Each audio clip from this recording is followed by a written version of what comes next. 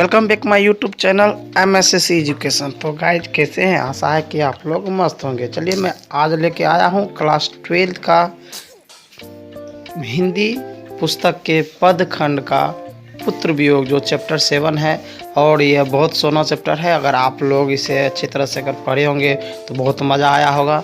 और इसमें एक पुत्र के बारे में और पुत्र और माँ के बीच का संबंध को बताया है कि किस तरह से संसार में सबसे प्रिय सबसे अच्छी माँ का और बेटा का जो प्यार होता है वही है। चलिए इसके कुछ सब्जेक्टिव क्वेश्चन है जो आपके लिए क्या बोले आपके लिए तो ज़रूरी है ही 2022 के लिए। अगर इसे अच्छी तरह से आप रिवाइज करते हैं तो 100% इससे बाहर होने वाला नहीं है। अगर पुत्र वियोग से आएंगे तो इसी से आएंगे।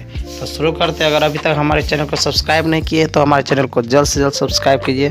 चलिए मिलते हैं कुछ क्वेश्चन के साथ। तो पहला क्वेश्चन है, कवित्री का खिलौना क्या है? तो इसका सही आंसर आपके सामने लिखा हुआ है, इसको अच्छी तरह से आप पढ़िए। कथा कवित्री का खिलौना उसका बेटा है। कवित्री का खिलौना उसका बेटा है। बच्चे को खिलौना प्रिय होता है, वो उसकी सर्वोत्तम प्रिय वस्तु होती है। उसी प्रकार कवित्री के लिए उसका बेटा उसके जीवन का सर्वोत्तम उपहार है, इसलिए वह कवित्री का खिलौना है। तो नेक्स्ट सवाल की ओर चलते हैं। पत्र के लिए माँ क्या क्या कहती है? सॉरी पत्र कहते हैं, ये पुत्र है, मिसिंग है। पुत्र के लिए माँ क्या क्या करती है? तो कहता है पुत्र के लिए माँ निजी सुख दुख भूल जाती है। उसे अपनी सुख सुविधा के विषय में सोचने का अवकाश नहीं रहता। वह अपने स्वास्थ्य एवं सुरक्षा का पूरा ध्यान रखती है। बेटा को ठंड न लग जाए अथवा बीमार न पड़ जाए इसके लिए उसे सदैव गोद में लेकर उसका मनोरंजन करती है। ठंड के मौसम में भी है ना, लोरी गीत सुलाती है। इसके लिए मंदिरों में जाकर पूजा अर्चना करती है। कहीं मन्नतें मांगती है, कभी नारियल तो कहीं पे बतासे चढ़ाते हैं, है ना। तो पुत्र के लिए माँ क्या क्या करती है? ये सब करती है। नेक्स्ट सवाल क्या है, माँ के लिए अपना मन समझाना कब कठिन हो जाता है? तो माँ के लिए अपने मन को समझाना तब कठिन हो जाता है जब वो अपना बेटा खो देता है। बेटा माँ की अमूल्य धरोहर होती है, माँ की आंखों का तारा होता है। माँ का सर्वस्व यदि क्रूर नियति द्वारा उससे छीन लिया जाता है, उसके बेटे की मृत्यु हो जाती है, तो माँ के लिए अपने मन को समझाना कठिन हो जाता है। नेक्स्ट सवाल की ओर चलते हैं। पुत्र को छौना कहने का क्या भाव छिपा हुआ है, इसमें समझाना है। कहता है छौना का अर्थ होता है हिरन आदि पशुओं का बच्चा। पुत्र वियोग शीर्षक कविता में कवित्री ने छौना शब्द का प्रयोग अपने बेटे के लिए किया है। हिरन अथवा बाघ का बच्चा बड़ा भोला तथा सुंदर दिखता है। उसके अतिरिक्त चंचल तथा तेज भी होती है। अतः कवित्री द्वारा अपने बेटे का छौना कहने के पीछे यह विशेष अर्थ भी है। चलिए नेक्स्ट सवाल के चलते हैं। तथा कविता का भावार्थ संक्षेप में लिखना। तो एकदम संक्षेप में हम बोल रहे हैं भावार्थ, इसको अच्छा से देखिएगा सुनिएगा। चलिए कहता है पुत्र वियोग शीर्षक कविता अपने बेटे की मौत के बाद शोकाकुल माँ के मन में उठने वाले अनेक निराशाजनक तथा असंयमित विचार तथा उससे उपजी विषादपूर्ण मन स्थिति को उद्घाटित करता है। कवित्री अपने बेटे के आकस्मिक तथा अप्रत्याशित निधन से मानसिक तौर पर अशांत है। वह अपनी विगत स्मृतियों को याद कर उद्ग्रीत है।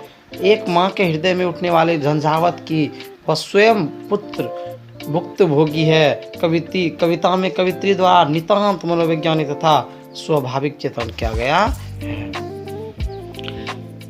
वस्तुतः कवित्री ने अपने बेटे की मौत से उपजे दुखिया माँ के शोकपूर्ण उद्धारों का स्वाभाविक एवं मनोवैज्ञानिक विश्लेषण किया है। ऐसी युक्तिपूर्ण एवं मार्मिक प्रस्तुति अन्यत्र दुर्लभ है। महादेवी वर्मा की एक मार्मिक कविता इस प्रकार है जो माँ की ममता को प्रतिबिंबित करती है।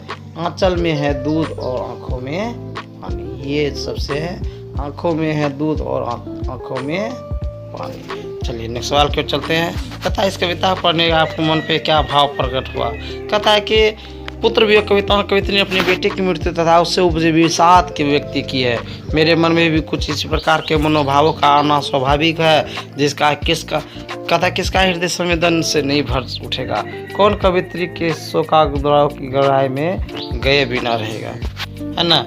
एक माँ को अपने बेटे के दिन रात है ना। कहता है एक माँ अपने बेटे को दिन रात देखभाल करती है, बीमार ठंडा इत्यादि से रक्षा करती है, गोद में खिलाते रहते हैं, स्वयं रात में जग कर उसे लोरी गीत सुनाया करते हैं। अपने दाम्पत्य जीवन की खुशी को संतान से केंद्रित करके अपना सब चीज़ भूल जाते हैं। अंत में नियति के क्रूर चक्र की चपेट में बेटा की मौत हो जाती है। इन सारे घटनाक्रमों से मानसिक रूप से अशांति हो गया। मुझे ऐसा एहसास हुआ जैसे यह त्रासदी मेरे साथ हुई। कविता में कविता ने अपनी संपूर्ण संवेदना को उड़ेल दिया है। मन में करुणा उमड़ पड़ी तथा वो सह दर्द की अनुभूति हुई है। कहता है कवित्री स्वयं को असहाय क्यों कहती है? कहता है कवित्री स्वयं को असहाय क्यों कहती है? कहती है कि कवित्री स्वयं पुत्र की मृत्यु के कारण उसे आगे का सहारा नहीं दिखता है, इसलिए वह अपने को असहाय और विवश कहती है।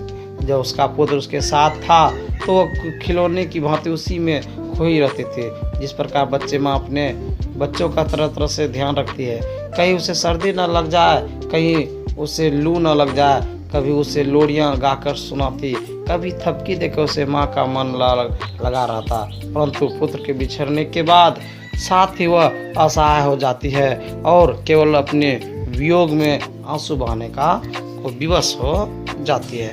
तो गाइस मैंने कुल 7 प्रश्न इस चैप्टर से लिया है, जो कि अगर आप लोगों को पसंद आया तो ज़रूर सब्सक्राइब कीजिए, शेयर कीजिए, दबा के शेयर कर दीजिए ताकि यह वायरल हो जाए और सभी के लिए जो भी इंटर में पढ़ रहे हैं उसको फ़ायदा मिल सके। चलते हैं नेक्स्ट वीडियो में। अगर आपको इसका PDF चाहिए तो हमारे डिस्क्रिप्शन में लिंक दिया गया है, उस पर आप जाके सभी प्रकार के PDF डाउनलोड कर सकते हैं, देख सकते हैं। तो मिलते हैं नेक्स्ट वीडियो में। तत्काल के लिए जय हिंद, जय भारत।